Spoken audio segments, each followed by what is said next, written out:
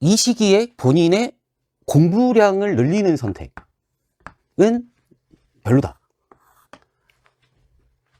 지금은 더 많이 공부할 방법이 뭐냐를 찾는 게 아니고, 지금은 여러분이 정신적으로 어떻게 남은 기간을 버텨낼 것이냐. 일단 두 번째, 체력 관리를 어떻게 할 것이냐. 이 문제가 있는 것 같아요. 일단 체력 관리 차원에서는 운동을 꾸준히 해왔다면 해왔던 운동을 하는 것도 괜찮지만, 만약에 운동을 하지 않았다면 지금 갑자기 운동을 시작할 수는 없고요. 제가 예전에 줄넘기 말씀드렸었죠. 뭐 그 정도는 괜찮을지 모르겠는데, 사실 어떤 운동보다 지금 여러분한테 필요한 건 좀 휴식을 좀 늘리는, 수능 며칠 남았다고요? 괜찮아요. 휴식을 늘리는 방식의 체력 관리를 선택하셨으면 좋겠어요. 그래서 주말에 좀 잘하는 얘기 계속 드리고 있죠. 낮잠을 너무 자고 싶으면 토요일날 주무세요. 일요일날 주무시든지. 그렇게 하고 월요일부터 금요일까지는 완전 수능 일정으로 진행하시면 됩니다.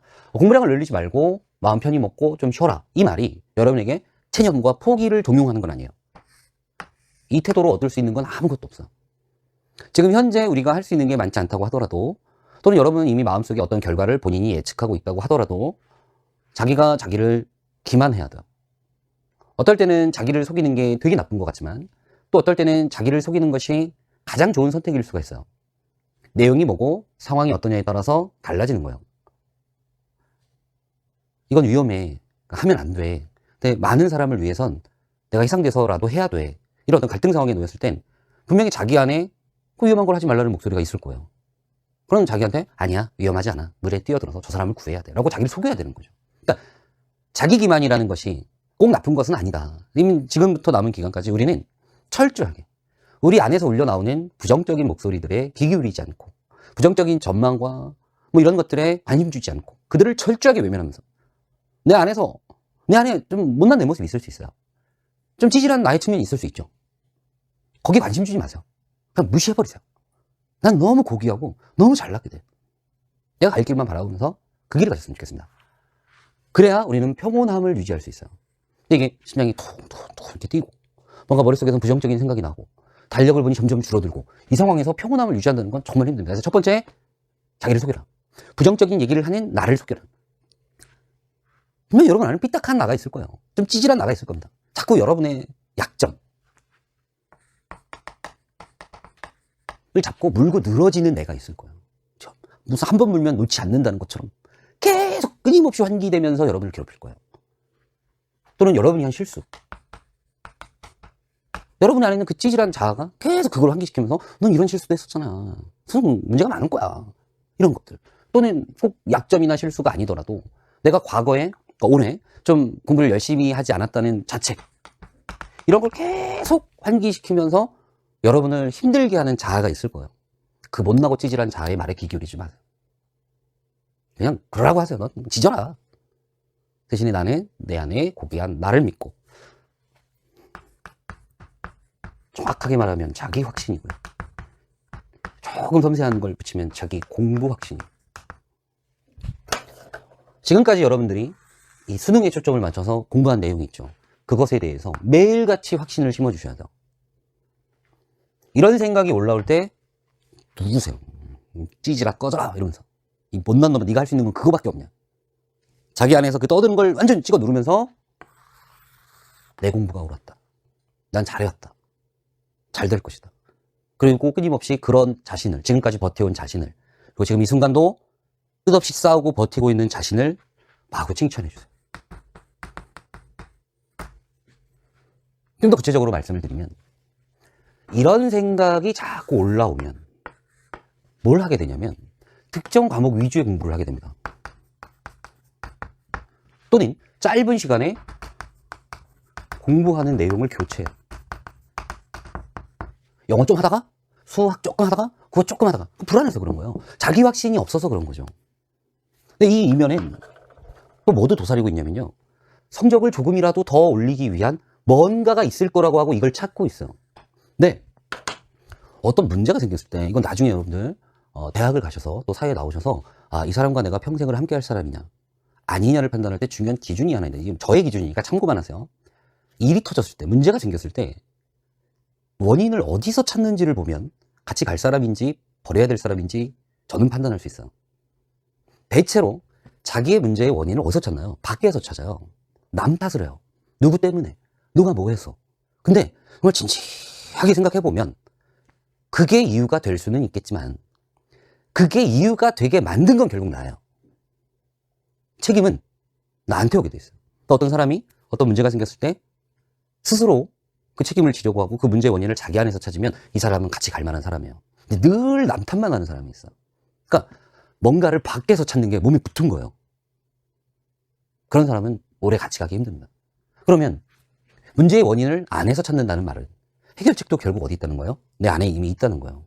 누굴 찾아가서 물어봐서 해결할 수도 있고 뭐 공부를 해서 어떤 문제를 해결할 수도 있지만 사실은 가장 근원적인 해결책은 여러분 안에 있어요. 근데 우리는 자꾸 내 안에서 뭔가 찾아낼 땐 온통 부정적인 감정에 휩싸여서 나는 문제가 많아, 난 성실하지 않았어 이러고 또 문제를 해결해야 되는데 그때도 자꾸 밖에만 바라보면서 뭔 탓이야, 뭐 탓이야, 니 탓이야, 제 탓이야, 무슨 탓이야 발전을 할 수가 없죠. 그런 사람은 자책하지도 좀 말고 문제 해결책을 멀리 딴 데서 찾으려고도 하지 마세요. 나한테 어떤 약점이 있어요. 있을 수 있죠. 약점 없는 사람이 없어요. 근데 요거는 좀 해결하고 수능 보러 가고 싶어. 그럼 내가 어떤 공부를 해야 또 뭐를 좀 더 집중적으로 해야 이 약점을 제거할 수 있을까?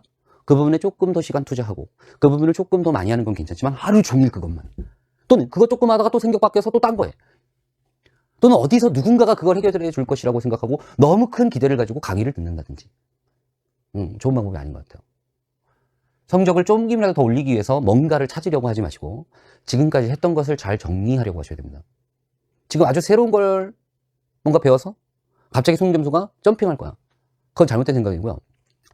나한테 있는 능력 중에서 내가 아직 제대로 구현하지 못하는 걸 찾아내서 걔에게 자기 확신을 주고 그걸 통해서 시험 점수를 올릴 수는 있다는 건 가능할 것 같아요.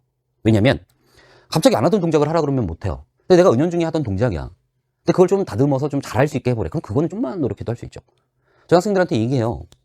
너희들은 믿을지 안 믿을지 모르겠지만 여기 있는 너희들의 한 70%, 80% 이상은 충분히 수능날 1등급을 받을 수 있다. 전 6평도 3등급이고 9평은 4등급인데요. 이런 애들 꼭 튀어나오겠죠. 저도 수능날 1등급을 받을 수 있나요? 받을 수 있다. 두 가지 이유가 있는데요.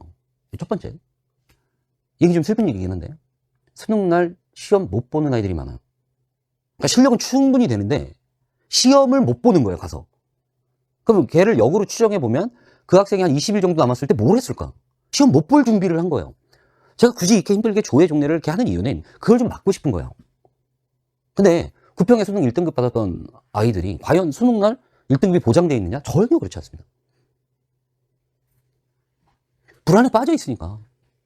하루 종일 특정 과목만 공부하니까. 뭐 하나 제대로 하지 않으니까. 이 사이에서 조화가 필요한 거예요. 그 상황에서 공부를 할 땐 아무것도 여러분을 괴롭히지 않고 그냥 평온하게 나 잘하고 있잖아.